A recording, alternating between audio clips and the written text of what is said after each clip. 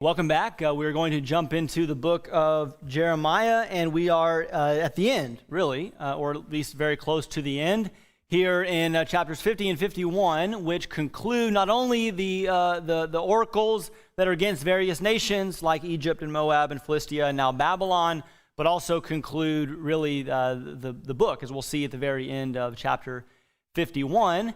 And we are talking about the oracles against Babylon. And so I'll remind you of our map here about where Babylon is. But in some way, this showing you this map is maybe counterproductive to the ultimate purpose of this class, specifically today, because we kind of began to make the case on Wednesday, talking about chapter 50. We did some background to Babylon, where Babylon comes from in Scripture. And it goes all the way back to the Tower of Babel. And that kind of initial rebellion of man to form this city that is arrogantly opposed to the purposes of God. And we suggested, or at least began to talk about Babylon more as a theme, or more as an idea, or representative of something bigger going on in the world. And that's where we're going to really end up today and talk more about at the end of today's class by looking at some New Testament passages. But still, in the time of Jeremiah, Babylon was an actual city and an actual nation that had risen to become an empire, as you see on the map here, across on the other side of the Fertile Crescent from Judah, between the Tigris and Euphrates River, really on the river Euphrates, there in Mesopotamia. Okay, so what we'll do is we're going to finish briefly chapter 50, which we didn't quite get to on Wednesday. We're going to overview chapter 51 by looking at the main themes. We're not going to read the whole thing. If you go on the website and get your handout, it is front and back. The front is what covers chapter 51, and you'll see on there, we're just going to be going through the various themes, and I will be giving you verses that highlight those themes, and so you can be filling in those blanks and jotting off to the side if you want the verses that go along with each of those themes. Notice something at the end of chapter 50. This is interesting, so I will highlight it for you. In chapter 50, verse 41 to 46, it's the last little bit of the chapter. You could read those passages. We read them on Wednesday. Maybe we didn't read them, but you could read those passages from 41 to 46. And on the surface, it would seem like a fairly standard message of judgment that we've seen in the rest of the chapter or in other passages against the nations. But there is something interesting about them. They are there's two of these sections that are copies, almost exactly, of a message that came earlier in the book to a different nation. In the case of the first one against Israel, the case of the second one against Edom. Let me show you how this works here. I'll just do one of them. Chapter 50, 41 to 43. You see the language here. People coming from the north, the great nation of many kings, will be aroused from the remote parts of the earth. Seize their bow and javelin, cruel, have no mercy. Their voice roars like the sea, ride on horses, marshaled against a man of battle, all kind of stuff. Okay. You went back to chapter 6, verse 22 to 24. Look what we see. Thus says the Lord, behold, a people coming from the northland, a great nation will be aroused from the remote parts of the earth. They seize bow and spear. They are cruel and have no mercy. Their voice roars like the sea. Okay, so you see, this is the exact same language that's used. In chapter 50, we're addressing against you, O daughter of Babylon. Whereas back in chapter 6, we were addressing against you, O daughter of Zion. Okay, you see how that works. Again, you would see something very similar in verses 44 to 46, comparing it with just the previous chapter of 49, 19 to 21, where it would be the same message, one addressed to Edom, one addressed to Babylon in chapter 50. Okay, so what's the point of pointing that out? What do we learn from that? Is it a mistake maybe in the text? No, I don't think it is. I think the point is that as we've seen, in fact, that phrase was used in chapter 50, and we'll try to highlight it again tonight, or to this morning. Man, that lesson went so long, it's already nighttime. Chapter 50, verse 15, used the phrase, as she did to others, as she has done to others, so do to her. That's a pretty important theme in the judgment against Babylon in particular, okay? And so these passages that are drawn directly from other nations, think about it, okay? You go back to this example here. Go back to chapter 50, I did the wrong one here, okay? Look at chapter 6, verse 22 to 24. Behold, a people is coming from the northland, a great nation will be aroused from the remotest parts of earth to seize bow and spear, to be cruel and have no mercy. That's a judgment against Israel, about a nation that's coming from the north to destroy them cruelly. Who's that nation coming from the north to destroy Israel cruelly in chapter 6? It's Babylon, okay? So now the same language is used against Babylon because it makes this point, as they did to others, the same thing is now happening to them. Lex talionis is the, I guess, Greek, or I guess it's probably Latin phrase for, the law of the tooth, okay? Eye for an eye, tooth for a tooth is one of the kind of standards of justice in the old law, and we see that all throughout the Bible. As they did, so is done to them, and that's the nature of the punishment of God against Babylon. Okay, let's get into chapter 51 then, and spend the rest of our time, spend some time there before we look at some things in the New Testament. Three main themes that I've given you that we'll see sub-themes within that. Babylon's sin, Babylon's fall, and God's purposes. So let's go through each of these one by one here. First thing we see with Babylon's sin, the first thing I'll point out is that their sin is, in large part, it is idolatry. That's the sin of Babylon. Okay, other gods that they lift up and worship and trust in and think will do it for them. So notice these verses that I've given you here. Verses 17 and 18, we're in chapter 51. Again, just kind of picking around the chapter to notice these themes. 51:17, all mankind is stupid. Yeah, that's a pretty accurate statement. I think we see that a lot these days. Devoid of knowledge. Every goldsmith is put to shame by his idols, for his molten images are deceitful. There is no breath in them. They are worthless, a work of mockery. In the time of their punishment, they will perish. Okay, so we'll see the contrast being made to this a little bit later on. But this is similar to what we've seen earlier in Jeremiah, right? Idols are worthless, and yet Babylon is a nation of idols. Verse 44, I will punish Bel, that's one of their gods. I will make what he has swallowed come out of his mouth. Nice little image there.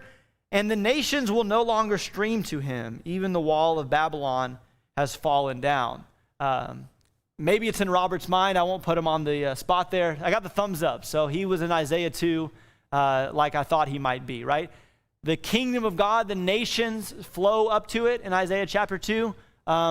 Here we have where they used to stream. They used to stream up to Babylon to worship these other gods, but for that they are being judged. Verse 47, keep kind of looking here. Verse 47, therefore, behold, days are coming when I will punish the idols of Babylon, and her whole land will be put to shame, and all her slain will fall in her midst.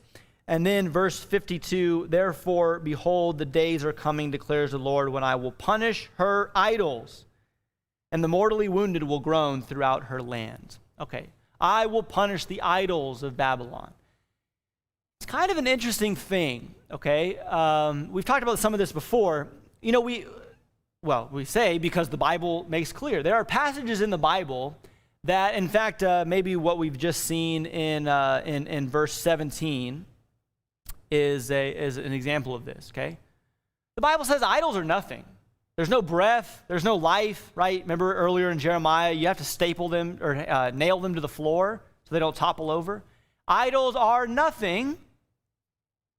And yet, God says, I will punish the idols. Okay? So you see there's kind of both of those things going on here. They're nothing. There's no breath in them. There's no life in them. And yet, God's judgment comes against these false gods to show the world who the true God is. I made reference before, and I don't have it in front of me. I think it's Exodus 12:12. You can check me on that. But this is in the middle of the Exodus from Egypt, which we think of as God bringing judgment on Egypt. And yet in Exodus 12:12, the text says, or that God says, against Egypt and her gods, I am bringing judgment. So God targets these false gods, targets these idols to bring them down to declare his glory as the true and living God in the earth. Okay, so idolatry is a key theme and highlighted in the oracle against Babylon. trusting in might. We've seen that before. I'll give you a couple instances of that. Verse 44, okay? We actually just looked at this in relation to idols, but notice two things another thing that's mentioned here.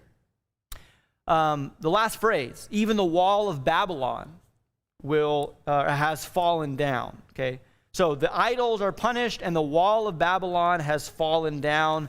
And then similarly in verse 58, thus says the Lord of hosts, the broad wall of Babylon will be completely razed, and her high gates will be set on fire, so the people will toil for nothing, and the nations become exhausted only in fire. Okay, I have this written down, and so I want to check it here. Okay, the wall of Babylon, which this says has fallen down in verse 44, and verse 58 says the broad wall has been completely razed. The wall of Babylon, according to archaeology, it encompassed an area of 200 square miles. Okay, apparently 4 chariots could ride side by side on top of the wall of Babylon. Okay, there was actually 2 walls with a huge gap in between of 20, 30 feet or something. The first wall was 12 feet across, or 12 feet thick, and the second wall was 21 feet thick. Right? Some nice walls, okay? And if you have those kinds of walls, how do you feel about yourself as a city, as a nation? Who's coming in here? Who's going to break us down? Okay? And yet we remember the story, right? Shannon, Belteshazzar drinking right from the vessels of the temple, and the hand shows up, okay? The Medes are here. Where are they? Well, they're in the city, right? It's like, oh, okay, we're done for. And that night, Babylon fell, okay? And part of the reason they're judged then, or at least part of what's said about them, is they trusted in their might. They trusted in their strength. Just as we saw in the previous chapters, Edom trusted in their rocky dwelling places, and the people of Kedar trusted in their kind of desert dwellings with no walls. But God attacks people where they trust. And we see that with Babylon. And then as we mentioned before, the cruelty against God's people is also an important part of the sin of Babylon that is highlighted. So let's look at some of these passages as well. Verse 11 of chapter 51. Sharpen the arrows, fill the quivers. The Lord has aroused the spirit of the Medes because his purpose is against Babylon to destroy it. For it is the vengeance of the Lord, the vengeance against his temple. Okay, vengeance for his temple. We saw that in chapter 50 as well. Their destruction of the temple and the arrogance that was behind that is judged by God. He's taking vengeance for his holy place.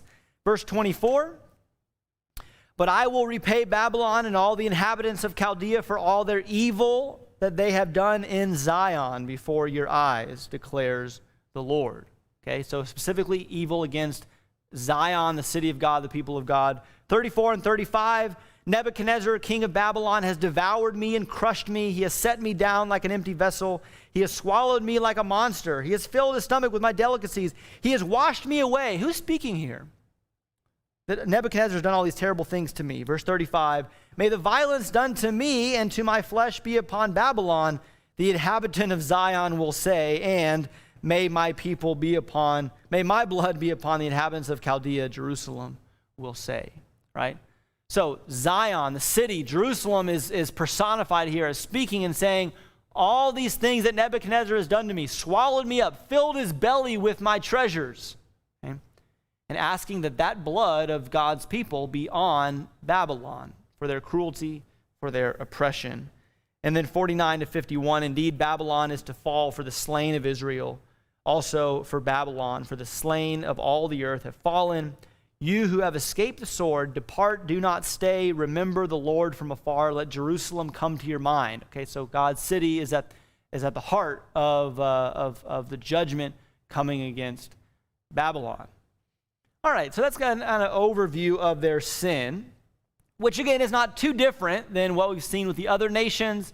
And 2 or 3 class periods ago when we kind of overviewed all the prophets and what nations are judged for that are not God's covenant people, this is the kind of thing that we saw, okay? Trusting in themselves, lifting themselves up arrogantly, worshiping idols and being cruel against others, specifically the cruelty against God's people. And so for that, they will fall, which is the other thing that's said over and over again in these oracles. And as we've said before, the first one thing we want to highlight is as they have done to others. So notice the language of retribution here. Verse 7 of chapter 51. Babylon has been a golden cup in the hand of the Lord, intoxicating all the earth. The nations have drunk of her wine, therefore the nations are going mad. Okay, stop there. If you just read this, you would be a little bit confused what's being talked about here. Okay, Babylon is the cup, other nations are drinking it and going mad. But if you remember the language of Jeremiah, you remember what that cup is all about, right? Chapter 25, the cup it represents what? Represents the cup of God's wrath that he makes the nations to drink as their punishment. How were all these nations? How was the cup being administered to them? Who was the instrument of God's wrath against the nations? It was Babylon. Okay, so that's what verse 7 says in chapter 51. But verse 8, suddenly Babylon has fallen and been broken. Wail over her, bring balm for her pain. Perhaps she may be healed. And there's a response here in verse 9. We applied healing to Babylon, but she was not healed. And then it says, forsake her and let us each go to his own country. Her judgment has reached to the heavens and towers up to the very sky. The Lord has brought about our vindication. Come, let us recount in Zion the work of the Lord our God. Notice, by the way, verse 9, the judgments of God against Babylon are described as what? Michael, I saw your face. The judgment of God is described as a tower. There's towers of judgment against Babylon reaching up to the skies.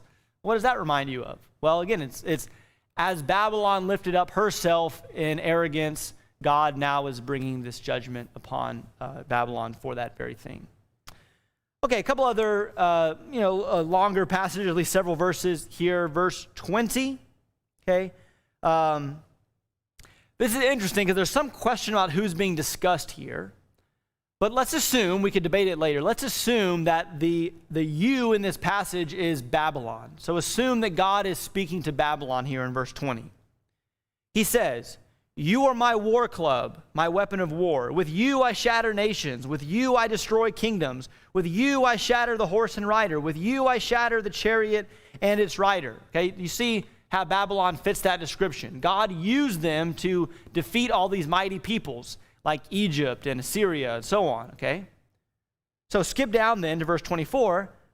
But I will repay Babylon and all its inhabitants of Chaldea for all the evil that they have done in Zion before your eyes, declares the Lord. Verse 25, behold, I am against you, O destroying mountain, who destroys the whole earth. Okay, so Babylon is the destroying mountain. Now God turns on them and destroys them and roll you down from the crags, and I will make you a burnt out mountain. So they are destroying mountain that then becomes hollowed out, burned out, and powerless. Okay. As Babylon was the destruction of others, now the destruction comes on then. 36 to 40, you could see the same thing there. By the way, you see in 36 to 40 the language again of becoming drunk, passing out, and then being a prey for others. Maybe relates to the cup that they will drink as well. Staggering, intoxicated, fall over, pass out. And the same devouring that they did to others will be done to them. Okay, again, the lex talionis, as they did to others, is strong. In terms of specific things, it shows up a couple times, but it is interesting. We hadn't seen it in chapter 50. Chapter 50 was simply destruction is coming from the north. It was kind of left open, vague. By the way, the from the north is another way in which this is like the tables are turned against Babylon. Remember, the opening vision of Jeremiah was the almond branch, because God is watching over his word, and the boiling pot from the north. And so when you read that in chapter 1, you're, the boiling pot from the north, judgment from the north, that's Babylon. Except when you get to Babylon, it says, you're going to face punishment from the north, okay? So what's the real source of the punishment? Well, it's God. And he's bringing this judgment on the various nations, always from the north. So watch out for Canada. Maybe that, they're coming for us. Okay? But you see the Medes in particular. So we hadn't heard until 51 the specific people. Verse 11 mentions the Medes. I think we already read that. Verse 28, consecrate the nations against her, the kings of the Medes, their governors and their prefects, in every land of their dominion. Verse 48, the heaven and the earth and all that is in them will shout for joy over Babylon. The destroyers will come from the north. We see that again. But the Medes are mentioned. You probably remember, especially your study of Daniel, that that kingdom after Babylon is the Medo-Persian Empire, okay? So the Medes are an ethnic group, if I remember right, that kind of allied themselves or blended themselves in with the Persians. So we refer to them as the Medo-Persian Empire. The destroyer of Babylon is mentioned in Daniel as Darius the Mede, okay? After a while, you kind of just hear about the Persians, both in Bible history and in world history. You don't really hear about the Medo-Persian Empire, after the first little bit, because we kind of just think of that as the Persians. But the Medes are a specific subgroup of that, and that is where Babylon's judgment is coming from. Okay?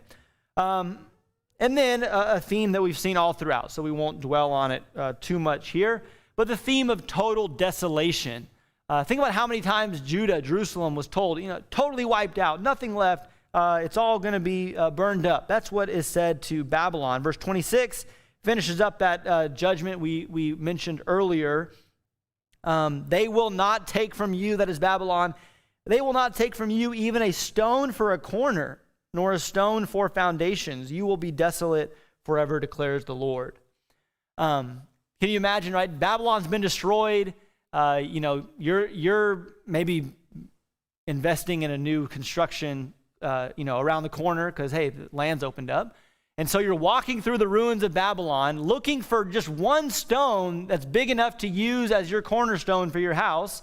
And in all the ruins of Babylon, there's not even a big stone to take and use for your house. Okay, it's been that destroyed. It's been that pummeled to nothing. By the way, that's what Babylon became. And even still to this day, there is a site of Babylon. It's ruins. Pretty amazing to think, again, history is good for this kind of perspective, that Babylon was Babylon the Great. Nebuchadnezzar, again, in Daniel chapter 4, I believe. Look at the great city that I've built, the hanging gardens and everything. Now what is it? Okay, dust and ruin. Okay, so you see more of that kind of imagery throughout this chapter. It's a heap of ruins, verse 37, a haunt of jackals, an object of horror and hissing. Whenever jackals or ostriches or owls come up in the prophets, that's bad news, because those are the animals that inhabit empty waste places. And that's what is going to happen to Babylon. All right, but let's talk about another theme that maybe wouldn't be as obvious before we started, and that is that throughout this chapter, yes, we see Babylon's sin being highlighted. Yes, we see their fall being predicted or proclaimed. There's a lot about God in this passage and a lot about God's people, and we want to emphasize that. In fact, anytime we're reading in Scripture, of course, we want to think about what these texts say about God's nature. So notice some things that are said about his character. This is the beginning of a passage that we mentioned earlier in relation to the idols, but see the fullness of this passage in verse 15. It is he, that is God, who made the earth by his power, who established the world by his wisdom. By his understanding, he stretched out the heavens. Sounds like Proverbs, right? Proverbs chapter 3, Proverbs chapter 8. When he utters his voice, there is a tumult of waters in the heavens, and he causes the clouds to ascend from the end of the earth. He makes lightning for the rain and brings forth the wind from his storehouses. That sounds like the book of Job, some of those descriptions that God makes of himself in the latter chapters. And then verse 17, in contrast, all mankind is stupid, devoid of knowledge. Every goldsmith is put to shame by his idol. So that lifeless description of the idols is in contrast to God, the maker of heaven and earth, who sends rain and lightning with a word from his mouth. Verse 19, the portion of Jacob, that is God, is not like these, for the maker of all is he, and the tribe of his inheritance, the Lord of hosts, is his name. Okay? I can't help myself here. 60 seconds to say this, and if Steve's on here, this is for him mainly. The idea of an inheritance, okay? There is a dual picture in Scripture that is fascinating to put them together, okay? And they're both mentioned in this verse here, in verse 19. God is called, he is described as the portion of Jacob. Portion is a word that refers to inheritance. Your portion, right? The patriarchs, you get a double portion. Or Elisha to Elijah, I want a double portion of your spirit. Portion is inheritance, okay? God is called the inheritance of Jacob, that is Israel, of God's people. What is our inheritance? What are we waiting to receive? We're waiting to receive God. He is our inheritance, okay? He's promised to give himself to us, as amazing as that is, okay? But then, in the second part of the verse, and the tribe of his inheritance, the Lord of hosts is his name. So God's people are described as God's inheritance. What is God waiting to receive? Us. Okay, we are his inheritance. So that language is used in both directions throughout Scripture. We are God's inheritance. He's waiting to receive us. And God is our inheritance. We are waiting to receive him. Right? So that's for whatever that's worth. That's free. I'll throw that in there without charge. Verse 57, another phrase that we've seen in previous chapters, but just to notice again, in the midst of all the judgment against Babylon, who's at the center of this? I will make her princes and her wise men drunk. That's that image again. Her governors, her prefects, her mighty men will sleep a virtual. Just so caught up in what we're doing here. They'll sleep a perpetual sleep and will not wake up, declares the King, whose name is the Lord of hosts. God is the true King. He's the Lord that commands the hosts of angelic armies. He's the one doing all this. And so then I didn't put him in there, but you could go throughout this whole chapter, chapter 50, and see how many verbs are made about God. He is purposing. He is planning. He is doing this. He is doing that. He's the one who made heaven and earth. He's controlling all these events. And he has a plan. Maybe that's where some of this language shows up. Back to verse 11, okay? We mentioned the Medes. We mentioned the vengeance for God's temple, but notice the language. The Lord has aroused the spirit of the kings of the Medes. Verse 12, the Lord has both purposed and performed. Verse 14, the Lord of hosts has sworn by himself. Okay? God has a plan in all of this. And what he is doing, it's him doing it, okay? We established that. And he's doing it according to his purpose and according to his plan.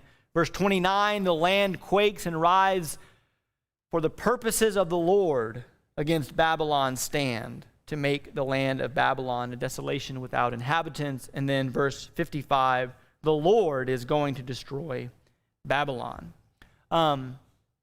This is an important part of what we learn by reading the prophets.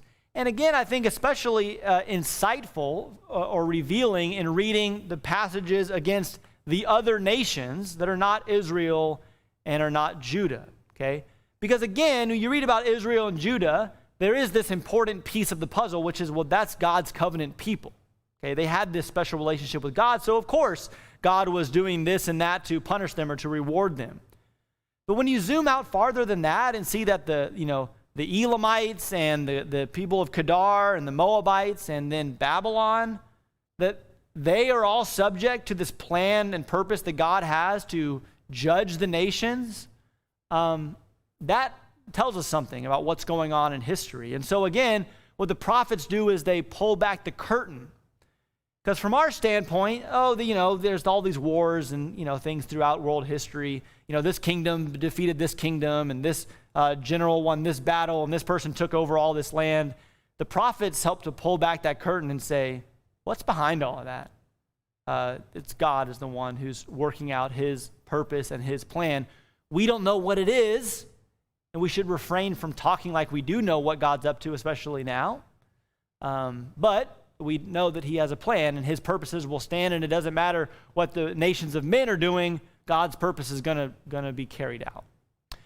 And then this last one, this will be a nice segue into our New Testament passages. Throughout this chapter, this idea of the people of God being rescued, and really they're being rescued by receiving the command to flee. Okay, verse 6.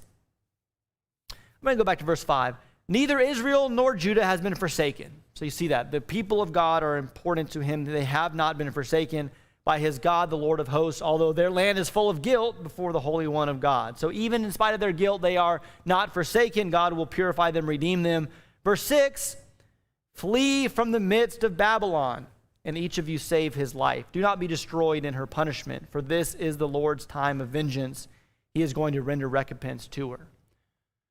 Get out of Babylon. Don't be caught up in her destruction when it comes, okay?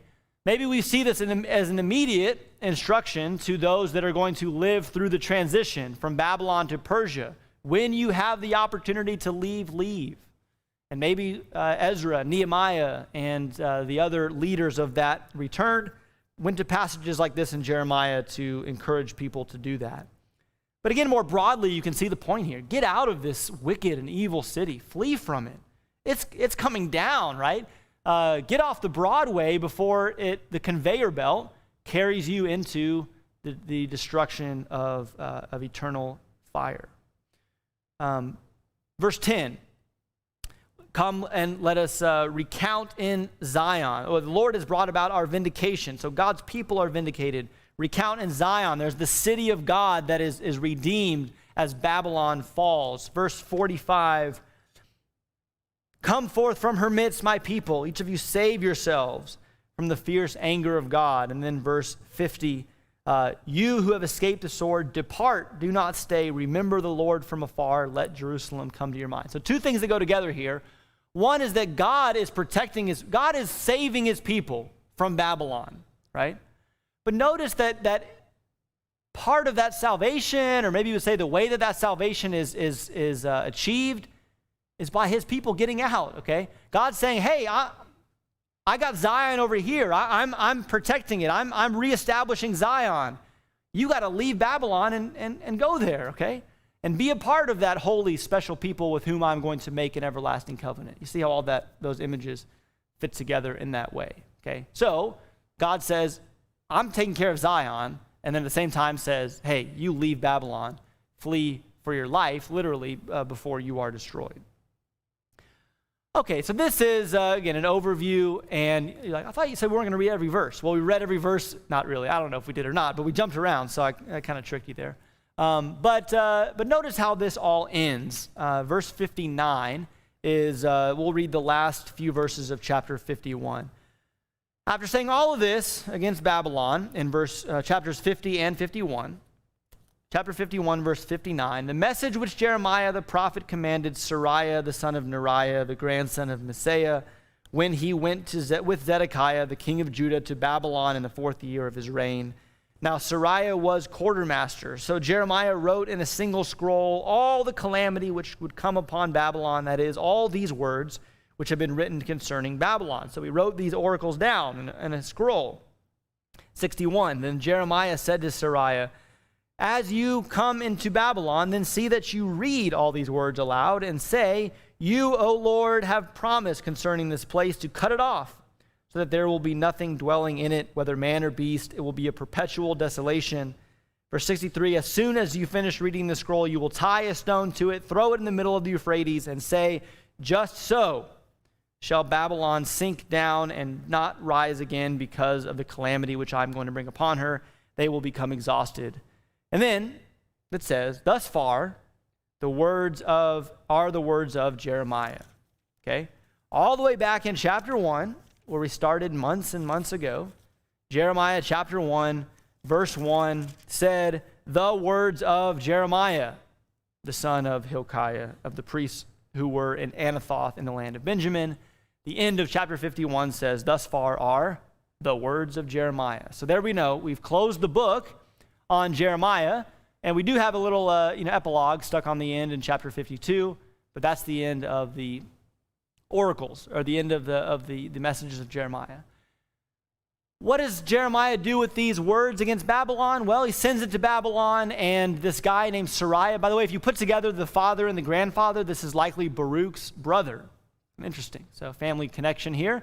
He's told to go to Babylon, read the scroll in the presence of, the city square or something, read it in front of people, and then, as a final act to tie that scroll to a stone and throw the stone in the river, and that sinking is to symbolize Babylon, who will sink and never rise again. And again, that's the end of Jeremiah's messages. Okay, we have about 5 or 10 minutes to go here. And so let's say some things about where this language shows up in the New Testament, okay? And not a whole lot of, organization structure to this, but I just want to highlight some passages. If we don't get through all of them, that'll be fine. But just notice some things here as Babylon finds its way in the messages of the apostles, and we then can take application from them, as well as finding application in Jeremiah through these images as well. Okay, so for instance, the end of 1 Peter 5 says, "She who is in Babylon, chosen together with you, sends you greetings, and so does my son Mark." Peter says he's in Babylon, and he's writing from Babylon to these Christians. By the way, to complete the imagery here, remember Peter describes his readers as exiles and sojourners, okay? And says, "She who is in Babylon, chosen together with you." By the way, the "she" is probably like the church. We see that some other places too, where the church is given, as in the song today, the church is one foundation, talks about her and she, okay? So you see that here. "She who is in Babylon," where's Babylon? Where is Peter right now? Well, he's probably in Rome, okay? I think that's we're pretty certain he's not actually like in Mesopotamia, okay? So what Peter seems to be doing here is in Rome, the seat of the new world empire. Remember, these empires are all the same. That's the important message of the book of Daniel.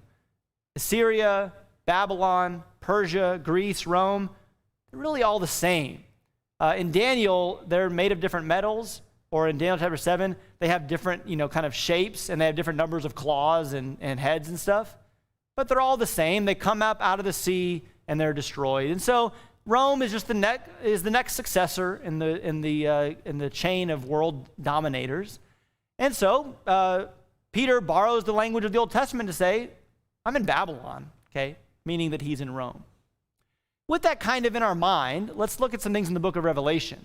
There's some discussion, there's some debate, and we could talk about that, whether the enemy, the evil city in Revelation, is it Jerusalem, right, as in like earthly Jerusalem, or is it Rome?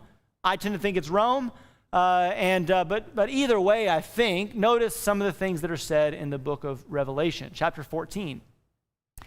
"I saw another angel flying in mid-heaven, having an eternal gospel to preach to those who live on the earth, and to every nation and tribe and tongue and people." Okay? The gospel is preached to the nations, so the nations can hear the saving message of God. That's what the first angel says. The second angel says, "Fallen, fallen is Babylon the Great." Notice the language, "She who made all the nations drink of the wine of the passion of her immorality." So we've seen this language before. But what's the contrast? The gospel is the saving message of salvation for the nations. Alongside that is the message of judgment against the evil, the rebellion of man, called Babylon the Great. Fallen is Babylon. Evil has been destroyed. Salvation has been offered in the gospel to every nation. And so that's the first mention of Babylon in Revelation. And we see the language of the drinking of her wine, I think connects back to Jeremiah, and maybe also says something about the way that Babylon has influenced the nations through her wickedness. Okay, that's what happens. World powers become powerful, and then through that, their influence spreads all over the world, for good sometimes, and also all the bad that goes with that as well. Okay? Chapter 16, the seventh angel poured out his bowl upon the air, and a loud voice came out of the temple from the throne saying, "It is done." This bowls are the wrath of God being poured out, or symbolizing the wrath of God being poured out. Flashes of lightning, sounds and peals of thunder, a great earthquake such as not been since man come upon the earth, a great earthquake so mighty. What happens when God pours out his wrath Babylon the Great, well, I should say, the great city was split into three parts. The cities of the nations fell. Babylon the Great was remembered before God to do what? What is God remembering to do with Babylon when he judges the earth? To give her the cup of the wine of his fierce wrath. And so Babylon, again, pictured as, I think it's the same as the great city before. The great city of man's rebellion is made to drink of the cup of God's wrath. Chapter 17. One of the angels said, "Come here, and I will show you the judgment of the great harlot who sits on many waters." Okay, who's the harlot that sits on many waters? She's described as the one who has committed immorality with the kings of the earth. She's made all those who dwell on the earth to drink the wine of her immorality. And so he sees this harlot, this one who has corrupted the whole earth, carried away to the wilderness to see a woman sitting on a scarlet beast full of blasphemous names, 7 heads and 10 horns. The woman was clothed in purple and scarlet and adorned with gold and silver. She looks wonderful. She looks beautiful. All the riches, all the treasures. And she's spreading this commercialism, materialism, immorality all over the world. And what's the name written on her forehead? Babylon the Great, the mother of harlots and the abominations of the earth. And the joining of Babylon, the woman, with the beast, I'm not an expert in Revelation, and I'm not going to get into all the images and everything. Usually we end up making too much of the images and fail to realize that the images are just simply painting a picture of what God is doing. And the beast is the enemy of God. He's referred to in one part of Revelation as the serpent of old, right? And who's riding the beast? Babylon, okay, the harlot. And their evil, their influence has gone all over the world. And what is God doing? He's judging them. But notice this at the end. I think I underlined it, maybe not. No, I didn't. Look at the end. The woman was drunk with the blood of the saints, the blood of the witnesses of Jesus. This great city, the great harlot, the Babylon, Rome, she's drunk with blood. And whose blood? The blood of God's people who have suffered and been oppressed under her tyranny. Okay, chapter 18 here. We're about 3 minutes left. Again, we have the language of fallen is Babylon. Okay, we see the language again of the being drunk of the wine of her passion. But notice this, and this is maybe where we really want to get to here. In Revelation, God's people are being addressed. They are being told about the judgment that God is bringing on the nations. That judgment is intended to bring them comfort because these Christians living in Asia Minor are about to experience horrible persecution at the hand of the Roman Empire. Okay? And so they are told, as a matter of comfort, Babylon has fallen. God has decreed that the nations of the earth, those that have rebelled against him, they are going to be judged. They are going to be taken down, like all the other nations of men that have come before. And what are the Christians encouraged to do? Come out of her. Come out of her that you will not participate in her sins and receive her plagues. Here's what's interesting.